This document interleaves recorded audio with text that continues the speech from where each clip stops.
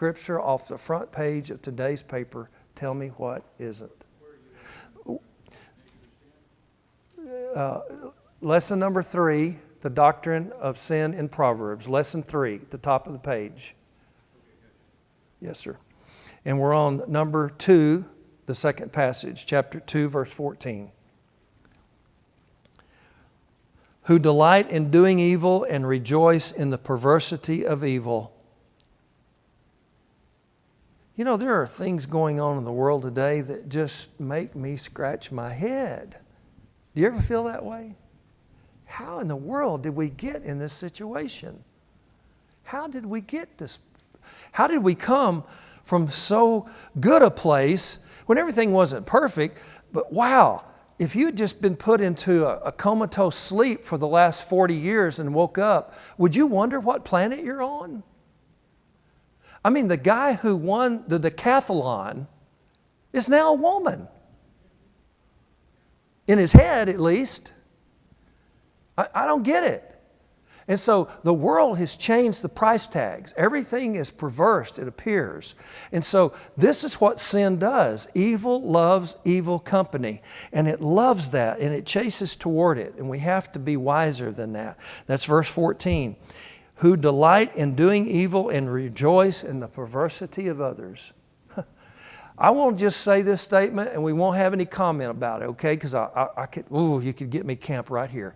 Let me tell you, something is wrong when our kids cannot read the Bible, but we can have drag queens come and read to our students. I'm just saying, something's wrong with that picture. All right, number 3, sin does something to us. It talks about an iniquity. Chapter 5 in verse 22. His own iniquities will capture the wicked, and he will be held with the cords of his sin. Isn't that what sin does to us? It binds us up. It keeps us from being the kind of person that God would want us to be. And it doesn't take very much for sin to bind us and keep us from becoming what we ought to be. Chapter 6, verse 12, just across the page. A worthless person, a wicked man, is the one who walks with a false mouth. How many of you grew up hearing the saying, if you tell one lie, you got to chase it with another?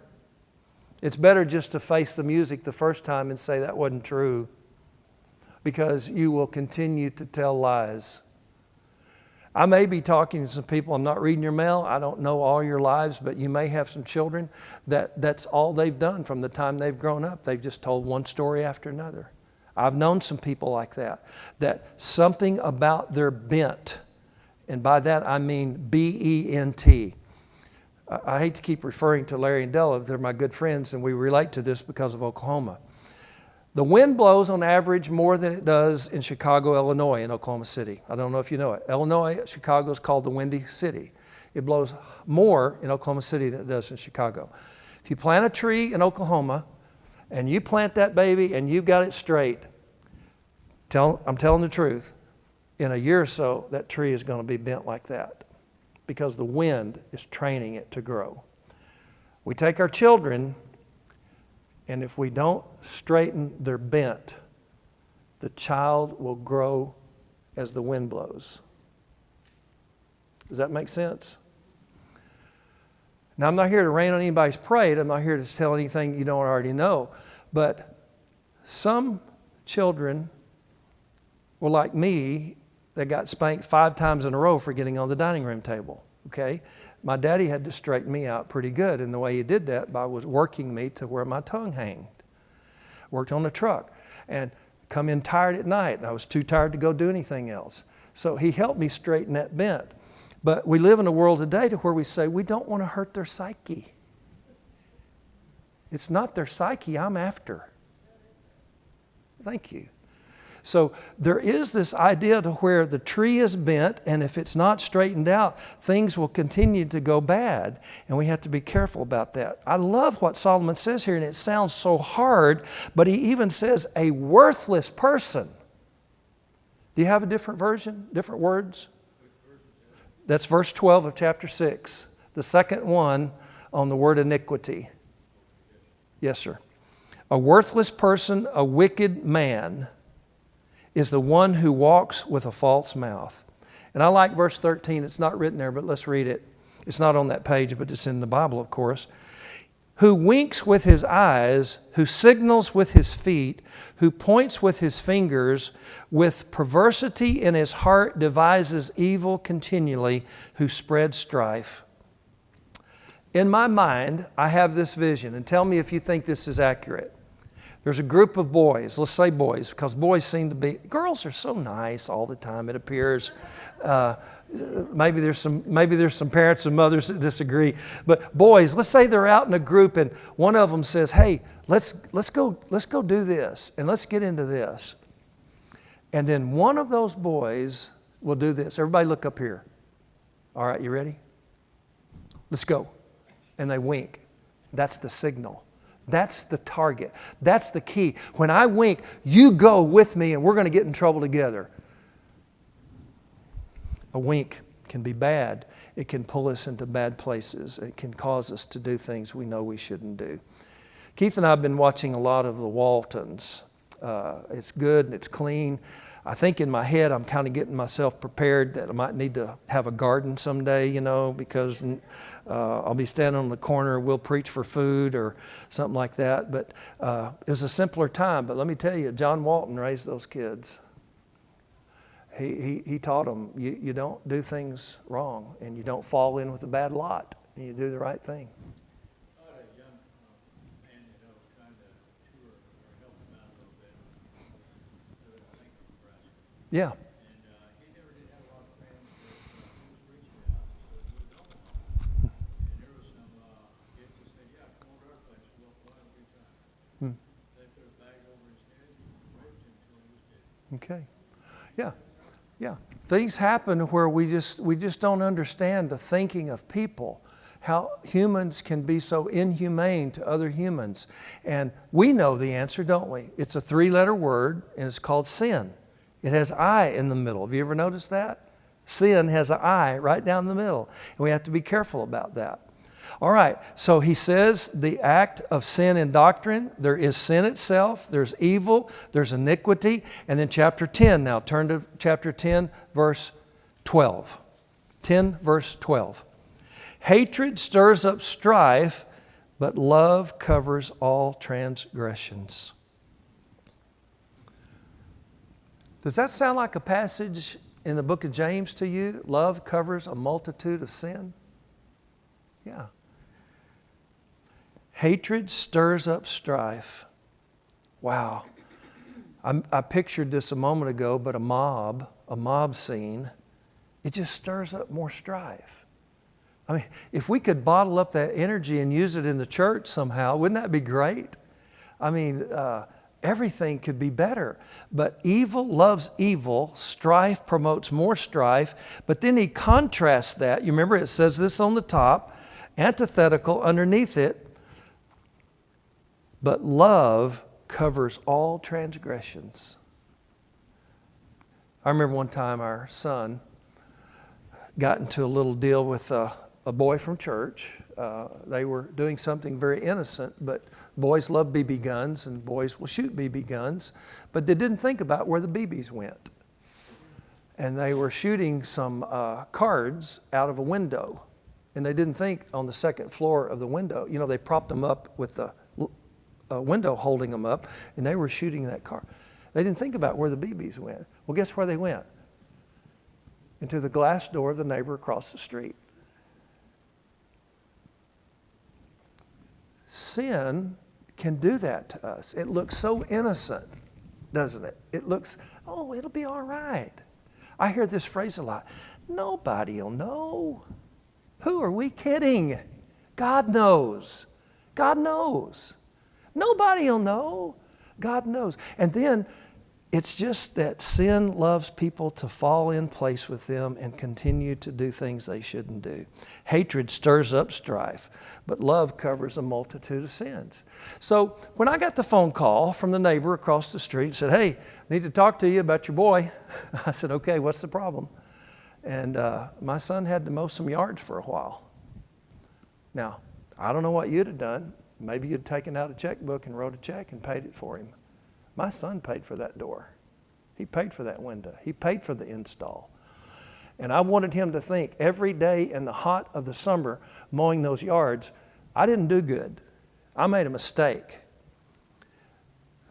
Now, I may be meddling here, but we've got parents today in this world who are rescuing their kids when they should not rescue them.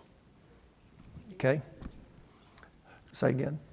Maybe even parents in the church, yes.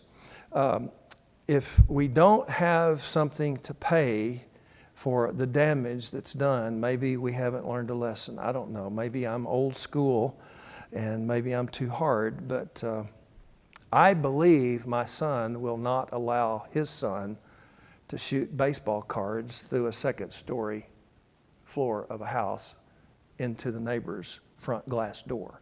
I'm just guessing that's true. I could be wrong. All right, let's move on. Let's talk about this word, to err. It looks like, but to err, chapter 10, verse 17, just down the page. He is on the path of life who heeds instruction, but he who forsakes reproof goes astray. He is on this pathway of doing things that are wrong, that he errs, he makes mistakes.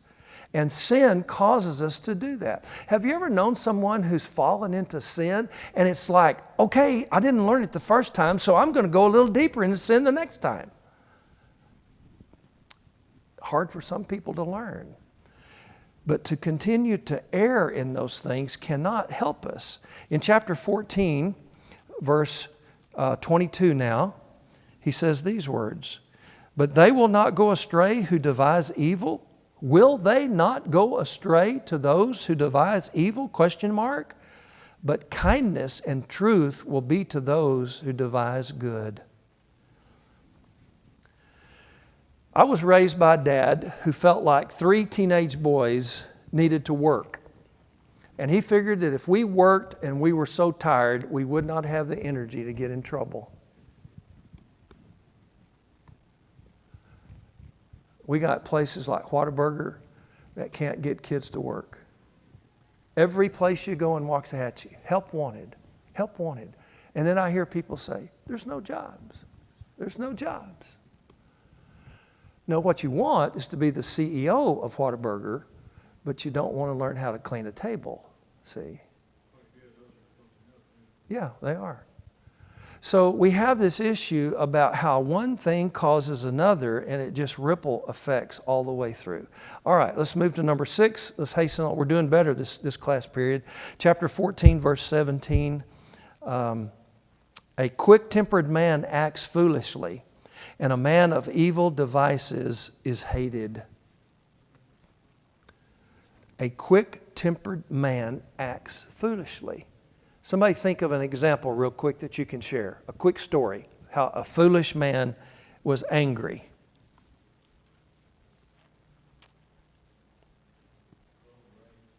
Road rage, yeah, there you go. Yeah. I saw a sign in a small town the other day. It had a billboard on the outside of town that said, "Last stop for ammo." No, I'm kidding. But that's the world we live in today, isn't it? I tell you what, my wife is on me about this all the time, in a good way. Driving down the road, someone cuts you off. Someone gets right up on your bumper. She's constantly reaching over and touching me on the arm saying, "Don't worry about it, but let it go, let it go, let it go." Because our normal reaction is to do something different. So the partner that's on the road with you, like you two ladies right there, and you two ladies in this way, I want you to do something. Stand up here for me just a minute. I'm going to demonstrate. Yeah, it's all right. That's all right. It's going to be fine. Okay. I'm not going to hurt you. You're not going to fall. Put your hand, everybody do this by your neighbor. Put your hand like this. And then one of you start pushing a little bit. You know what she did to me? She started pushing back against me, just like that. Now, isn't that human nature? Thank you. Isn't that human nature? When someone pushes us, our first thought is not turn the other cheek. Our first thought is, you did me wrong. You hurt my feeling. I'm pushing back on you. That's the world we live in. That's why we have road rage. That's why we have people bring guns into schools and go into church buildings and do things they shouldn't do, because we push back instead of, as Christians, thinking, maybe I shouldn't be a party to this. Maybe I should let that car go on around me. Isn't it interesting when you see someone that comes up on your bumper like that and they're just right there on you and they just can't wait to get that first little break. Zzz, they go around you, and then there's a stoplight about 3 miles ahead, and you pull up about 10 seconds later and you go, all right, buddy, what'd you think about that? See? 10 seconds. Look how much ground they gained. You know, not much. But we're in this world of upset, anger, wickedness continues to go. That's chapter 14, verse 17. Let's flip back to chapter 10 and let's look at this. 10, verse 23. Doing wickedness is like sport to a fool, and so is wisdom to a man of understanding. Doing wickedness is like sport to a fool. How do you think this plays out in the world today? How is wickedness like a game, a sport?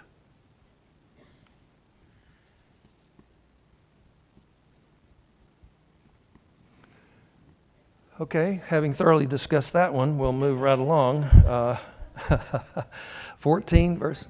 Going out to drink or something like that? Perhaps. It's a sport. Yeah. Okay. I have to win, and what? Yeah, it's a challenge, isn't it? Who can do more damage than the other person? Isn't it interesting today, and I'm not advocating drinking at all. I don't drink alcohol. I've never had a beer, never had a sip of alcohol. Not better than you, just the way I was raised, okay? Not right, not wrong, not different, just a little bit different. Not telling you what to do. I don't drink. But isn't it interesting when people get into these kind of things that it always escalates into something else? It always starts with that and escalates into more. And so we have to be careful of those evil devices that happen. So we have to be good people, good Christians. Well, let's bring it down now to where we, yes ma'am. What do you think about when you have the wickedness of just shooting? Yeah. Walking into randomly shooting people. That's wickedness. Yeah. So I want you to know, I don't dwell on these things a lot, but I am interested in the way the mind works. And I've listened to several of these events that have happened and the interview of people that are criminal psychologists, and they will say things like, and I think this was the Uvalde accident or incident, not accident, incident, where the shooter is so hyped up, endorphins rush, and the adrenaline is flowing that they can only keep that pace up for a certain amount of time. And then that's when the police usually come in. But you're exactly right. It's a game. It's how many. The last time one of these happened, only 17 were killed. I can get 20. It's a game. And could it be that some of these games in these young men's heads have been from down at the place where you put 50 cents in and you pick up and you shoot and you kill, and now we have Xboxes that bring it into the living room, and Johnny's playing it all day long. And not only that, this is going to be hard for you to believe, but you can get online and you can play that same game with a kid in China. You can play that same game with a boy in London, England, and you can be against him. And whoever kills the most wins. We've come a long way, baby, haven't we? A long ways. Well, wicked devices, and we just think, and here, let me just admonish everybody. Will nobody in this room ever say again, oh my goodness, what's next? Please don't say that. We don't want to know what's next, right? It's coming at us fast enough. Let's don't rush it. Not ask what's next. All right, the person of sin. We talked about the act of sin. We've talked about quite a few of those acts. But the person of sin, he is the sinner. The Bible tells us that it is sin. People don't like being told they're sinners. In chapter 1, verse 10, my son, if sinners entice you, do not consent. Solomon calls them out right there. People that are doing things that are evil are what? Sinners. Separate from God. Chapter 1, verse 10. So let's move on. We obviously know there's several other verses that will talk about that. The person that does those things is a transgressor. A transgressor of what? Chapter 2, verse 22. But the wicked will be cut off from the land, and the treacherous will be uprooted from it. These are people that are transgressors, that are doing something against the Lord, against the church, against humankind, whatever it might be. The wicked will be cut off from the land, and the treacherous will be uprooted from it. I take great solace in the statement that one day, when God calls this old world to a conclusion, that all things that are wrong in this life are going to be made right. Lord, come quickly. You know? Because it seems like Isaiah 5 and verse 20, woe to those who say evil is good and those that are good is now evil. It seems like that is becoming the norm today. The norm. And maybe we're living that passage out right before our very eyes. So we have the word sinner, we have the word transgressor, and then in chapter 3, verse 31, we find the word oppressor. Do not envy a man of violence who does not choose any of his ways, for the crooked man is an abomination to the Lord. The person who oppresses someone, that continues on doing those things, is not making things better. He is making it worse. You remember Pharaoh with Moses in the time of Moses? He said, you're going to make bricks and you're going to make it with straw. But because you've done this, now you're going to make bricks and you're not going to have any straw. You're going to make the same amount of bricks, but with no straw. And they say, how can we do that? We can hardly get our quota out now. Just make it harder, harder, harder all the time. That's what evil does. It makes our life more difficult all the time. Chapter 4, verse 17. For they eat the bread of wickedness and drink the wine of violence. Now there's a passage you ought to circle in the margin of your Bible and just put a circle around verse 17. They eat the bread of wickedness. People that hunger after wickedness, that's all they want. They set and make plans. I think about these people, and they're usually men, and I suppose there's probably some women involved in this. We don't hear about it very much, but probably mostly men, that sit around and think about, you know, that bank down there on the corner, that looks like, you know, I think we could bust that baby wide open. And they sit at home and they think about plans, and they send a decoy, they go scout it out, they come home and they think, and they got it all worked out. But isn't it true more often than not, something goes wrong? Something goes wrong. When I was a young man, I remember reading a little children's book called The Clothes Make the Man. How many of you know that little book? Oh, you do know that? Thank you. So they know I'm not making this up. The clothes make the man. You tell me if I'm wrong in this story. But these guys decided they were going to rob a bank one day. And they were just a bunch of, these kind of guys. They were just, I'm going to rob a bank. And so they got this big guy, and they were going to put him on the corner, and he was going to be the watchman. And so they said, we're going to be really smart. We're going to dress you like a police officer. So they got him a uniform, and it just, he's right across the top, little bitty thin waist. He had that, what do you call that thing? Billy club. He had that billy club. He's supposed to be the watchman. You know what happened to him? This is so great. People started coming down the street and they saw him. Good morning, officer. How are you today? Someone else, officer, good day. And they'd tip their hat to him. Pretty soon he's feeling pretty good about himself. I'm somebody. And so the guys are in there robbing the bank, and the alarm goes off, and the police come, and they come out and he said, Billy Bob, why didn't you tell us the police were coming? He said, I'm an officer of the law, thank you. The clothes made the man, see? People that love wickedness want to associate with other wicked people. And we've got to break that mold somehow. Well, there's those that also scorn. Chapter 3, verse 34. Back to chapter 3 again. Though he scoffs at the scoffers, yet he gives grace to the afflicted. There's some people that just scoff at everything. Ha! That'll never work. We've tried that at church before. That evangelism thing doesn't work. Ha!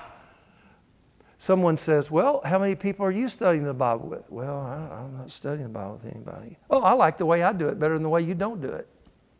How's that? See?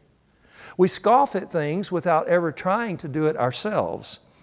He who scoffs at the scoffer, yet he gives grace to the afflicted. What do you think that's saying there about this second part? Gives grace to the afflicted.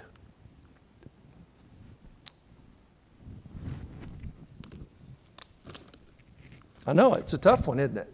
So what's Solomon telling us? Let's look at our paraphrase real quick, and I want to be careful about this book again because I don't want anybody to think I'm a liberal. But sometimes I need a little help with common language. Chapter 3, verse 34. He gives proud skeptics a cold shoulder, but if you're down in your luck, he's right there to help you, Peterson says. He's right there to help you if you're down in your luck.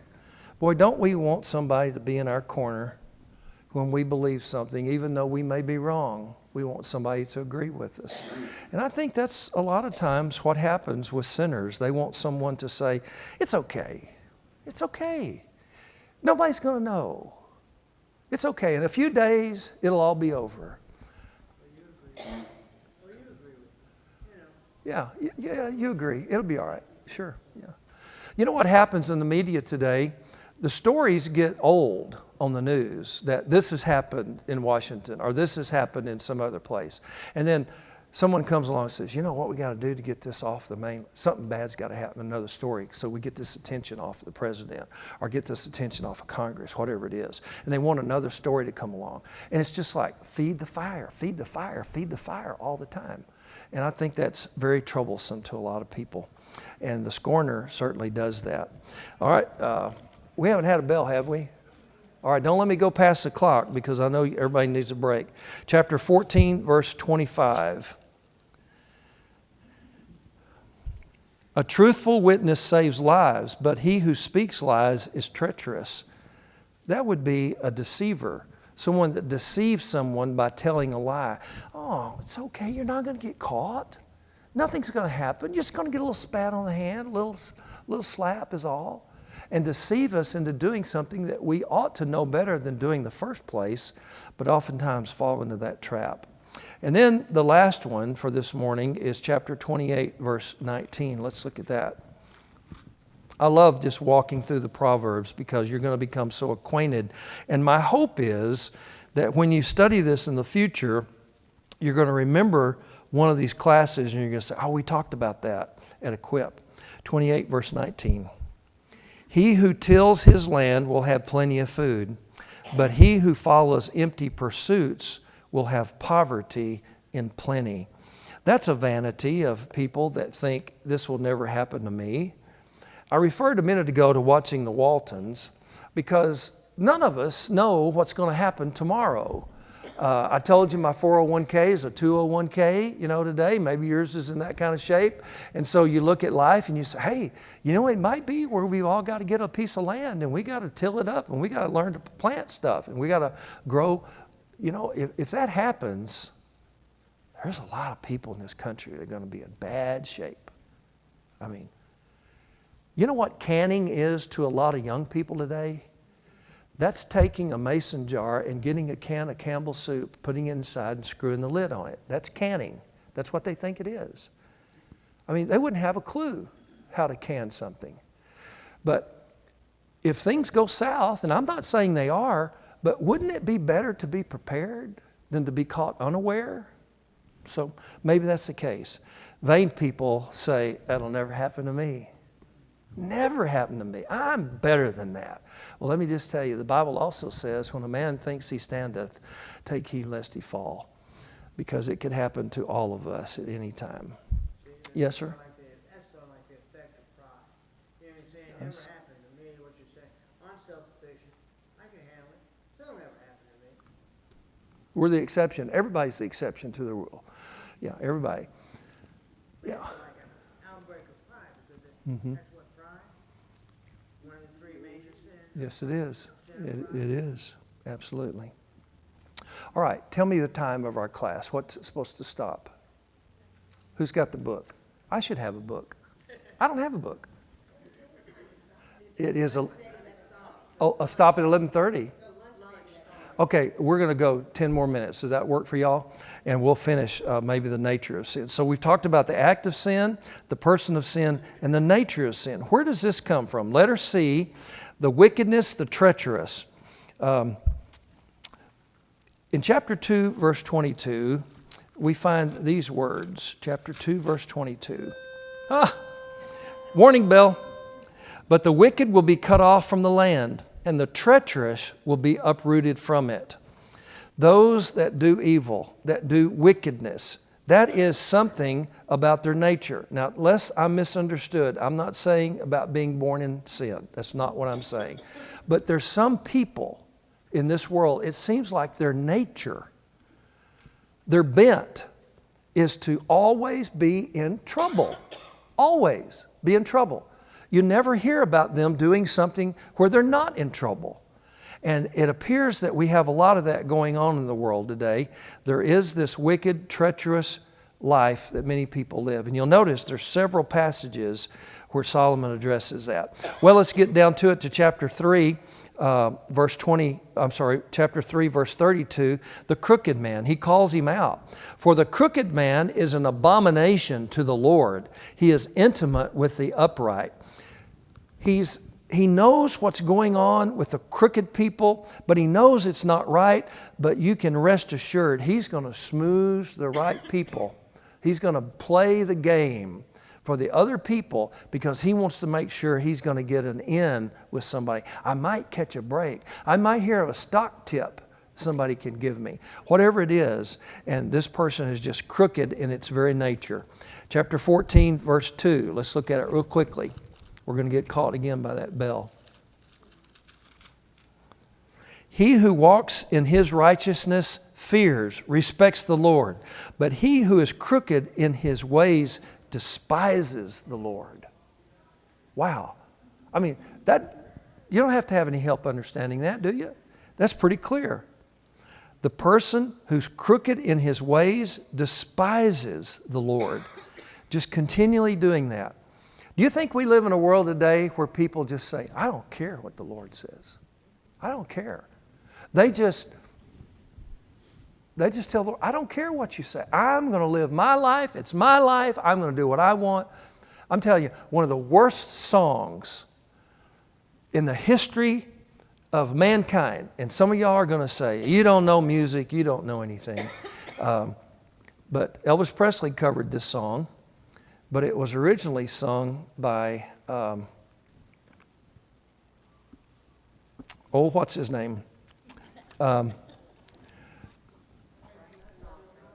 Did It My Way? Frank Sinatra. Yeah, you're right. You're tracking with me. I love the melody to that song. I love the crescendo in it. But the whole song is about, I did it my way. Not God's way. I did it my way. I don't care what God said. It may be right, but I did it my way. Let me tell you, Elvis covered it. Sinatra sang it. I love the song. I love the melody, but it is a terrible message. How about doing it God's way instead of my way? Wouldn't we be better off as a people if we did things God's way instead of our way? I think we would, for sure. All right, chapter 1, verse 19. This will be the last one for today. I see some people already milling around. And so, oh, yeah, self-centered. It's all about me, isn't it? Yeah. You think it's all about you, but it's really all about me. See, that's the way we are. Yeah. 1 verse 19. So are the ways of everyone who gains by violence. It takes away the life of its possessors. Violence. Everyone, they think, gains by violence. But in the end, there comes destruction. Things fall apart. A house of cards cannot stand. Lincoln said, a house divided cannot stand. And the Bible teaches the very same thing. We cannot love God and sin. You cannot love God and mammon. And so he's telling us we have to make a choice. All right, that's a good place for us to stop today. Thank you for your participation and for being a part of my class. And You go out, and if you need to get a drink of water, I do not know all the particulars of where lunch is being served, but I think it's this way. Would that be right? To the fellowship hall. Go out, turn left, and go straight down the hallway, okay? Thanks for being here today, and God bless you.